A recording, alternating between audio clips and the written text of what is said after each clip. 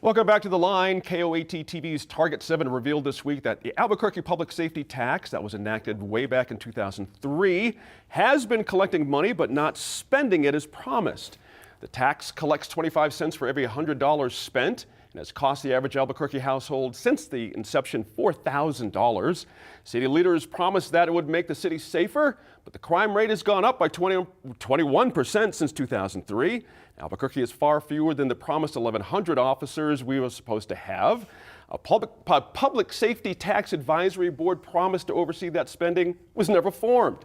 Now the tax has generated $500 million, and that's gone to the city's general fund. And Justine, mixing that money into that general fund, was that even legal? Let's start there. I'm amazed this hasn't even found its way into a court of law up until this point, but how does that even happen? No, so it sounds like the city was not following its own ordinance, at least for some time, and may still not be. This is really easy accounting. You know, you pass a tax to raise X amount of money for public safety. Right. You turn around and corresponding, the way you spend it in the budget, you account for it. Right. So, I mean, this is, I don't know how you can trust your city government when $500 million just goes up in smoke for the art, the art system, and whatever other skeleton governmental failures we have around town.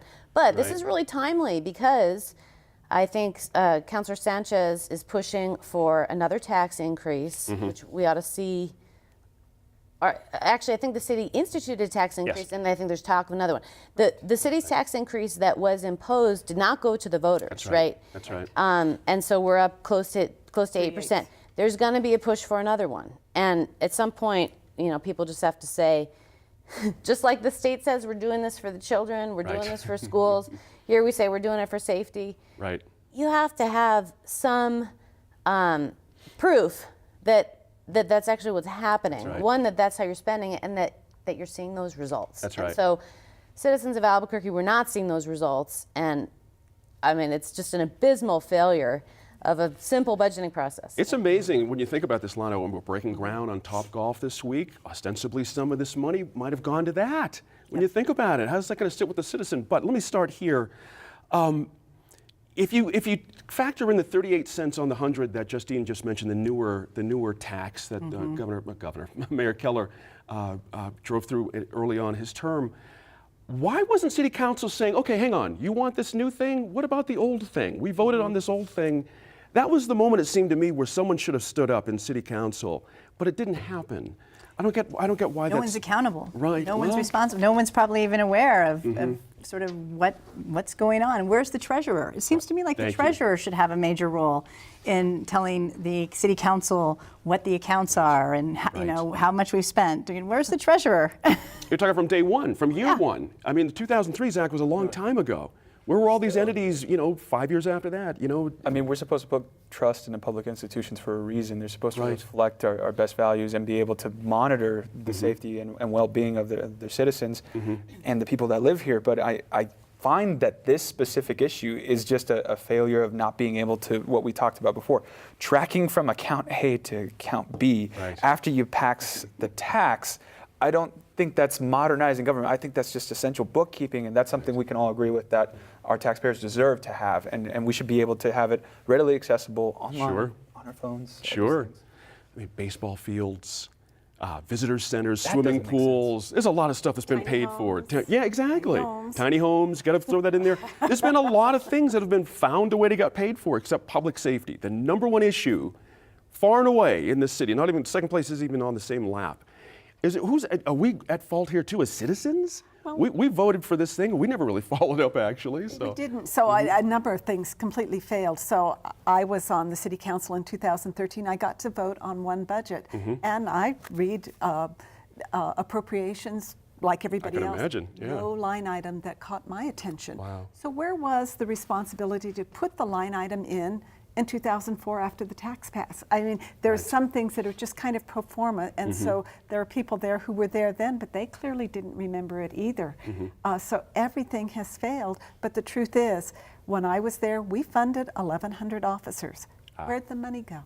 Where did the money go? Because we do not have 1,100 officers. What is this thing with the general fund, that money seems to always mysteriously end up in the general fund? Does that need attention from us? Do we need to have some sort of legislation to say we can't be doing that. This It has is to be, every you know, government. The lesson here is money is fungible. State government does it too. The government Yeah. will come to you and say, we have this problem, whatever will get your attention, and we have to tax you for this reason. And then they'll spend it on whatever the constituency wants. And so this is a problem everywhere. This probably happens all over the state and local entities. Taxpayers think they're paying for a certain thing, and they're paying for salary increases for bureaucrats, or and so I don't think it's uncommon, Right. but it is our fault. I mean, Right. we have absolutely we is. have to hold the line. Lana, what did you make of the mysterious board that was supposed to be Yeah, to watch over these things, right? a good idea. It was a great really idea. good idea, right? And you know, we- but they never Councilor really Benton was advertised. saying he was driving it a little bit, but this sort of fell away. And some of his Hard comments to were get people to E- interested, exactly. which seems really unlikely, actually. agree. I would have agree, liked to have been yeah. on that board. I bet there's a lot of people. Yeah. The gross receipts tax started as a tax for kids, as a tax to raise money for schools. Well, what do we spend it on now? It's general fund. Right. So this is a constant problem with government growing. Right.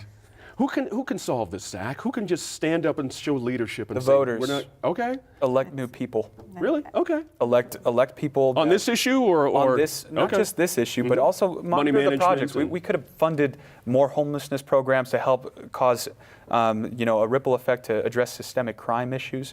We could have been able to help with treatment centers. We could have been able to help with after-school programs. A lot of things that went to the chopping block could have been avoided. So if we're able to ask this trust from taxpayers, we have to follow through and be able to track it. So that's one way you get the most effective government. You get the representational change and accountability from your community. But I might add, the one thing you don't want is to have your general funds so earmarked that if there is an emergency, you cannot act. Fair enough. And so it Okay. doesn't mean that you don't track it. Right. But do you want to earmark it? And this is a really interesting argument. No, but they went to the voters and earmarked it. They We're did coming earmark to you it. for money yes. for public safety. This is true. Right. This is true. Right. And so we didn't do either. But there is a downside. Is the bottom line on council here? This is my own personal point of view, certainly. But it seems to me council was the watchdog here. They have the legacy history of this. You know what I mean? Even though there's only one councilor, Brad Winter, from that time that's still on, I don't care. There should have been a legacy understanding of how these things work at council. So I have a slightly different perspective Okay. because you do have professional staff. And I was always disappointed, as long as I was there, with the professional staff at the city Right. because the information that we would get at the legislature was much more comprehensive. I found it to be quite minimal. Is it because there's too much turnover in that professional staff? Right. Do you really, professional government workers are important people, right. and you really need them Yep. to do this job. And man, we dropped the ball. I appreciate that. And you consider both Republicans and Democrats since that time, since 2003. So it's not a partisan issue. No. It's not as if it's some This is a city philosophical. issue. Right, exactly. Exactly. But I'd love your thoughts on the idea of watchdogging the general fund a little bit more. Earmarking versus not earmarking. Is it good government versus not good government? How do you see that? Yeah, it's potentially? a good idea. I mean, anything that makes things clearer. I mean, at the very least, you provide a line item. This is where this is going. I mean, Right. at least transparency. Yeah, you have transparency. Transparency. Right, spent by when, we have expectations, we have goals, all that kind of thing. That's what this oversight board's supposed to be about. Right. Things like that, because we only have a limited amount of government workers and people who are elected in office to oversee responsible spending like this. Right. So when we try to lean on the community and say like, hey, can you step up? Can you spend a couple of time just to help us out because this is your money as well? And we're going to be honest when we need the help. When we ask for these things, that's got to be followed through on. I'm glad you brought that back up because I got a funny feeling they'll have plenty of volunteers now Yeah. for this board. Plenty of volunteers to Well, watch over kudos this to money. these so- citizens who figured Right. it out. That's and right. asked the right That's right. questions. That's right. And the Fourth Estate, we're a little sleepy on this one too. I have to throw that in there too. We could have done a better So job let's as throw well. one more in there. What about the quality of life tax? Okay, exactly right. Do you know? I don't know. Who knows where that's gone Have exactly? you seen any improvements in your quality of life, Janice? No. Right? There you go. Except I have curb cuts that people in walkers don't like very much. Interesting point. That's all the time we have for this week. We're always planning the next show, though, and we have a Facebook group set up to let you give us ideas about what to cover. It's called Focus on New Mexico. You can also drop us a note on YouTube or find us on Twitter.